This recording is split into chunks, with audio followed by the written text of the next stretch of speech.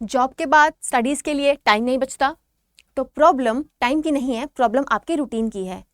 Job के बाद 8 से 10 घंटे की स्टडीज़ करना आपकी ज़रूरत नहीं है। आपको ज़रूरत है एक अच्छे स्टडी रूटीन का, एक अच्छे स्ट्रेटेजी का, और आज की वीडियो में हम वही डिस्कस करेंगे। So hello students, welcome back to CUTPG 24/7 देश शालवे सिंह। आज के वीडियो में हम देखेंगे कि how to balance your work with your studies plus revision. ये वीडियो बहुत सारे स्टूडेंट्स के लिए हेल्पफुल होने वाली है, बिकॉज बहुत सारे स्टूडेंट अपने स्टडीज़ के साथ साथ कोई पार्ट टाइम या फुल टाइम भी जॉब करते हैं। बहुत लोग पार्ट टाइम करते हैं, बहुत लोग फुल टाइम करते हैं, जैसी भी उनको नीड होती है, उनका पैशन होता है। तो आप अपने जॉब के साथ साथ एक अच्छी स्टडीज़ को कैसे बैलेंस कर सकते हो, उसके साथ एक अच्छा रिजल्ट कैसे निकाल सकते हो, आज हम इसी मुद्दे पे बात करेंगे। The working students playbook. तो देखो, मैं कुछ स्टेप्स की बात करूंगी, तो एक एक करके हम सारे स्टेप्स डिस्कस करते चले जाएंगे। तो पहला हमारा स्टेप है कि सेट रियलिस्टिक स्टडी गोल्स। आपको सबसे पहले एक रियलिस्टिक स्टडी गोल बनाना है। ये नहीं कि कुछ भी सोच रहे हैं कि इतना लंबा टाइम जॉब भी कर लेंगे और 8 घंटे की पढ़ाई भी कर लेंगे। देखो बच्चा, ये तो पॉसिबल ही नहीं है। तो आपको फोकस करना है कंसिस्टेंसी पे, ना कि स्टडी आवर्स पे। आपको स्टडी आवर्स के पीछे नहीं भागना है कि मैंने आज 6 घंटे पढ़ने हैं, मैंने आज 10 घंटे पढ़ने हैं। नहीं, आपको कंसिस्टेंसी के पीछे भागना है। ठीक है, तो ये जो मिथ है कि 8 से 10 घंटा आप डेली पढ़ लोगे, पहले तो ये भूल जाओ, क्योंकि इतना लंबा काम करने के बाद पॉसिबल नहीं हो पाता है कि आप फ्रेश माइंड से उसको इतना लंबा स्टडी करो। Then the second point is कि आपको डेली 2 से 3 घंटा ही पढ़ो, 3 से 4 घंटा ही पढ़ो, बट आपको फोकस होके पढ़ना है। तो आपका टारगेट होना चाहिए कि आप 2 से 3 घंटे जो है एकदम फोकस्ड होके अपनी स्टडी को कंप्लीट करोगे। ठीक है, तो decide exactly what you want to complete. आपको डिसाइड करना है कि आज आपको पढ़ना क्या है। आप अपना टॉपिक डिसाइड कर लो before starting. As a working student, precision beats duration. तो आपको कंसिस्टेंसी लानी है, ना कि आपको घंटों के पीछे भागना है। Second, divide your day into study slots. अब आपको पता है कि आपके 9 से 3 की जॉब है, 9 से 5 की जॉब है, या चलो 4 घंटे की जॉब है। तो आपको पता है कि आप इतने से इतने टाइम तक बिजी रहने वाले हो। तो जो टाइम आपका बच रहा है, आपको उसको स्लॉट्स में डिवाइड करना है। जैसे सुबह आपके पास 1 घंटा है, तो आपको सुबह क्या कर लेना है, एक बार रिविजन कर लेना है, या कुछ नई चीज़ों को लर्न कर लेना है। सुबह ना बच्चा, रिविजन या फिर लर्न करने के लिए बेस्ट टाइम रहता है, बिकॉज आपका माइंड फ्रेश रहता है। तो आप सुबह को लर्निंग टाइम बना सकते हो। इवनिंग जब आप आते हो अपने जॉब से, उसके बाद थोड़ा रेस्ट करके, फ्रेशन अप होके आप अपना प्रैक्टिस स्टार्ट करो, आप अपनी पढ़ाई स्टार्ट करो। और रात में आप एक बार जो भी आपने पूरे टाइम सुबह या फिर शाम में, दोपहर में पढ़ा है, उसको एक बार रिवाइज कर डालो। Do not wait for free time. Using fixed structure make preparation infinitely easier to manage alongside work hours. आप फ्री होने का वेट मत करो। सुबह का 1 घंटा, शाम में 2 घंटा, रात का आधा घंटा निकालो और उसको यूटिलाइज करते चलो। ठीक है, नेक्स्ट, मॉर्निंग डिफिकल्ट टॉपिक। जैसे मैंने बोला कि सुबह आपका माइंड फ्रेश रहता है, तो या तो उसको बनाओ लर्न करने के लिए, या तो उस टाइम को फिक्स करो नए टॉपिक्स को समझने के लिए, या फिर डिफिकल्ट टॉपिक्स को समझने के लिए। तो मैक्सिमाइज योर फ्रेशेस्ट आवर्स। आपका जो फ्रेशेस्ट आवर है ना, 6 से 8 का, 7 से 9 का, जो भी टाइम आप सुबह उठते हो उसके बाद का, तो वो आपको 1 घंटा या 1.5 घंटा या 40 मिनट ही उसको आपको थोड़े टफेस्ट टॉपिक्स को देना है। जैसे लिटरेरी थ्योरी हो गया, structuralism, post structuralism and all, British literature के कुछ कंसेप्ट्स हैं जो बहुत टफ लगते हैं बच्चों को, इंडियन राइटिंग इन इंग्लिश और लिटरेरी क्रिटिसिज्म। तो जो भी टॉपिक आपको अपने सिलेबस के टफ लगते हैं, ये तो मैं लिटरेचर की बात कर रही हूँ, आप किसी भी सब्जेक्ट के हो, कुछ तो यूनिट ऐसे होंगे ही जो टफ होंगे। तो आपको उन यूनिट्स को, उन टॉपिक्स को सुबह पढ़ना है, सुबह लर्न करना है, ताकि वो लंबे टाइम तक आपको लर्न रहे। ठीक है, next, make your commute useful. Commute time, revision time, not heavy learning. तो आपको पहले तो आपने एक रिवीजन टाइम अपना डिसाइड कर लिया। ठीक है, रिवीजन टाइम में आप लेक्चर सुन सकते हो, आप अपने लिटरेरी टर्म्स या फिर जॉनरास को रिवाइज कर सकते हो। शॉर्ट नोट्स, जो मैंने एक वीडियो बनाई थी कि वीडियोस कह रही हूँ कि नोट्स कैसे बनाना है, I think and I hope कि उसके बाद आप अपने नोट्स बना रहे होगे। तो आपको अपने नोट्स से पढ़ाई करनी है। Memorise and authors and works, use flash card. और ऑथर्स और वर्क्स के जो भी चीज़ें हैं ना, शेक्सपियर के वर्क्स हो गए, मिल्टन के वर्क्स हो गए, इन सारी चीज़ों को आप लर्न करो। ठीक है, next, make evening study active. अब शाम को आप ना थोड़ी एक्टिव स्टडी करो। 60 to 90 minutes of application, golden rule, take a short break after work then study, do not just watch lectures, practise. आपको अपने काम खत्म करने के बाद थोड़ा सा रेस्ट करना है, ब्रेक लेना है, फ्रेशन अप होना है, फिर पढ़ने बैठना है। और बस लेक्चर्स नहीं सुनने हैं, लिखते चलना है, प्रैक्टिस करना है, रिविजन करना है, लाइक एक्टिवली पढ़ना है आपको, ठीक है, सोते सोते नहीं पढ़ना है। तो 40 मिनट्स टॉपिक को आपने बेस लर्निंग में बनाना है, 30 मिनट्स आप PYQs को सॉल्व कर सकते हो। बहुत बार ऐसा होता है कि शाम में ही मेरी क्लास आती है तो मैं शाम में प्रैक्टिस करवाती हूँ लिटरेचर के स्टूडेंट्स के लिए। अभी परसों भी हमने अभी क्लास ली थी PYQs वाली। 10 to 15 minutes error analysis and review mistakes, और आपकी जो गलतियां हो रही हैं इन PYQs में, इन मॉक्स में, आप उसको एनालाइज करो। ठीक है, क्लियर है इतना?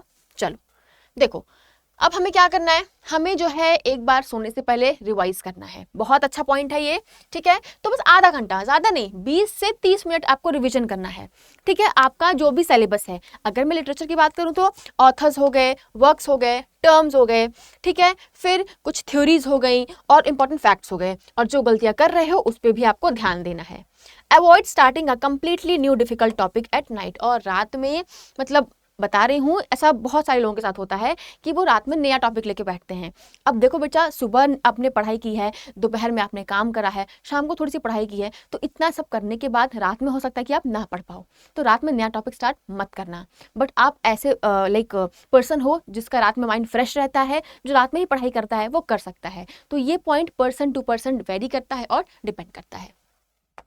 Then make weekends strategically, relieve weekdays pressure with deeper prep. अब देखो, वीकेंड्स को वीकडेज पे आपने थोड़ा सा ज़्यादा मेहनत करनी है, क्योंकि आपने हफ्ते भर थोड़ा थोड़ा पढ़ाई करी है, अपना जॉब भी किया है, तो आप वीकेंड्स पे अपने स्टडीज़ पे फोकस कर सकते हो, ठीक है। तो अपने वीकडेज पे आपको रेगुलरली स्टडी करना है और डीपली प्रैक्टिस करना है। आपने जो भी टॉपिक्स आपके पेंडिंग है, आप उसको फिनिश कर डालो, मॉक टेस्ट लगा लो, प्रैक्टिस कर लो। वीकली रिविजन, कितनी बार समझा चुकी हूँ कि मंडे टू फ्राइडे स्टडी करो और सैटरडे संडे रिवीजन करो। तो रिवीजन करो और अपने मिस्टेक्स को एनालाइज करो।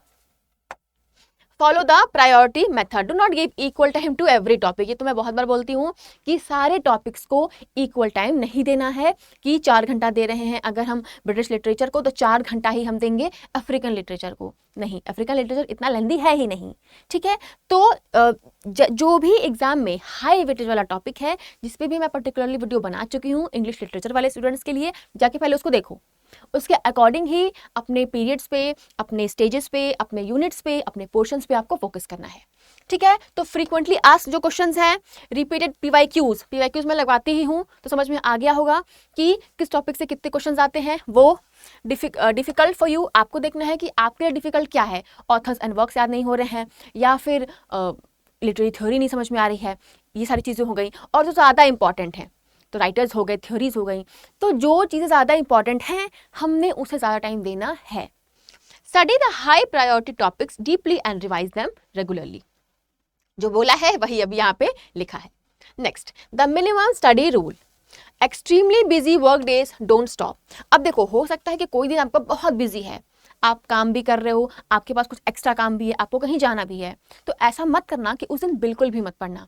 1 घंटा ही पढ़ना, लेकिन पढ़ लेना, ठीक है। Even a small session keeps your preparation consistent, क्योंकि बेटा जो कंसिस्टेंसी है ना, वो किसी भी चीज़ को बीट कर सकती है।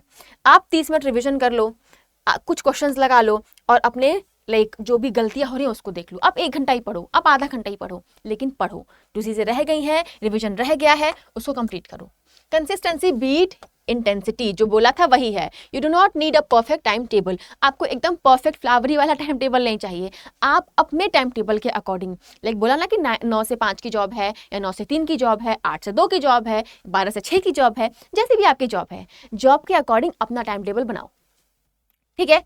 तो you do not need a perfect time table, you need a routine that you can successfully follow for a month without breaking. आपको एक अच्छा रूटीन चाहिए जिसको आप बिना ब्रेक किए मंथ टू मंथ क्या कर सको, फॉलो कर सको। द वर्किंग स्टूडेंट फॉर्मूला क्या है? 2 to 3 focused hours, PYQs, revision, weekly mock test plus consistency is equal to success. आपने 2 से 3 घंटे अच्छे से स्टडीज करनी है, PYQ सॉल्व करना है, हफ्ते भर लास्ट में मतलब वीक के लास्ट में मॉक्स वगैरह लगा लिए, कंसिस्टेंसी को छोड़ा नहीं है, वीकली रिविजन कर लिया, तो आपका सक्सेसफुल होना पक्का है। As a working student your advantage is not the amount of time you have, your advantage is learning to use limited time efficiently। आपको अपने टाइम को आप कैसे efficiently यूज करते हो ये ज़्यादा मैटर करता है। ठीक है, समझ में आ गया सारी चीज़ें। टाइम टेबल बना लेना आप लोग अपना और अच्छे से अपने टाइम टेबल के अकॉर्डिंग स्टडी करना स्टार्ट कर दो। चलो, जैसा कि आपको पता है कि जश्न आज़ादी का महोत्सव चल रहा है ऑन CUET PG, तो हमारे सारे बैचेस पे आपको 55% तक का ऑफ मिल रहा है और ये ऑफर आज के लिए एक्सटेंड किया गया है। ठीक है, आज संडे है और आज के लिए ही ये ऑफर एक्सटेंड किया गया है। इसमें आपको क्या क्या मिल रहा है, आपको रिकॉर्डेड बैचेस मिल रहे हैं और प्लस लाइव बैच मिल रहा है, मतलब पहले का भी बैच मिलेगा, अभी का भी बैच मिलेगा। देन आपको फ्री में मॉक टेस्ट मिल रहा है, जिस मॉक टेस्ट के लिए बच्चों को पे करना पड़ता है वो मॉक टेस्ट अभी फ्री में मिल रहा है। आपको महापैक पे डबल वैलिडिटी मिल रही है, मतलब ये तो गोल्डन हो गया, एकदम सोना सोना हो गया। देन आपको हैंड रिटन नोट्स मिल रहे हैं with the live batches and Mahapack batches, मतलब handwritten notes by your teachers, आपके जो भी आपके सब्जेक्ट के टीचर्स हैं उनके हैंड रिटन नोट्स मिल रहे हैं आपको। ये सब कैसे मिलेगा आपको, ये सब आपको मिलेगा अगर आप कूपन कोड यूज़ करते हो SS02। ठीक है, तो सिंपल सा बैच में इनरोल करो, SS02 कूपन कोड को यूज करो और अपनी स्टडी को स्टार्ट करो। अपना चॉइस, अपना कॉलेज, अपना फ्यूचर। इस इंडिपेंडेंस डे को सेलिब्रेट करते हुए आपने खुद ही इंडिपेंडेंट हो जाना है। And if you are a student of English literature, तो this is my batch, this is my last live batch. 1-2 batch already चल रहा है और ये लास्ट लाइव बैच है, तो आप इसमें इनरोल कर सकते हो, जिसका नाम है MA इंग्लिश अल्टीमेट 3.0 बैच, और 2.0 बैच मेरा चल रहा है। तो अभी पहले से पढ़ाई स्टार्ट कर देनी है तो आप इसमें आ सकते हो, 2.0 में आ सकते हो, और अभी थोड़े दिन बाद करना है तो आप इसमें आ सकते हो। ठीक है, क्योंकि एडमिशन्स काफ़ी लिमिटेड सीट्स बचे हैं, तो जल्दी से ले लो वरना एडमिशन्स क्लोज हो जाएंगे। और ये रही मेरी ईमेल आईडी, आप मुझसे यहाँ कांटेक्ट कर सकते हो और SS02 कोड को यूज़ करके आप बैचेस में इनरोल कर सकते हो। तो अब वेट मत करो, जल्दी से बैच में इनरोल कर लो। और ये है मेरी टेलीग्राम आईडी, जल्दी से स्कैन करो और जल्दी से ग्रुप में ऐड हो जाओ। और कोई प्रॉब्लम हो तो मुझे टेलीग्राम, इंस्टाग्राम, ईमेल, आप कहीं भी मुझे मैसेज कर सकते हो। ठीक है, और मैं अपना @ इंस्टाग्राम आईडी दे देती हूँ।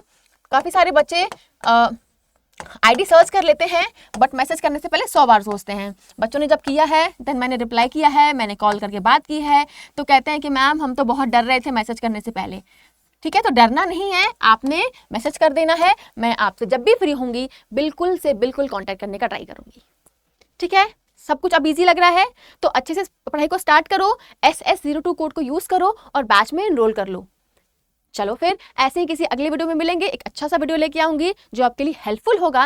वीडियो अच्छी लगी हो तो अपने वर्किंग स्टूडेंट्स के साथ या वर्किंग फ्रेंड्स के साथ जल्दी से शेयर कर दो, वीडियो लाइक कर दो। तब तक के लिए बाय बाय, टेक केयर, जय हिंद।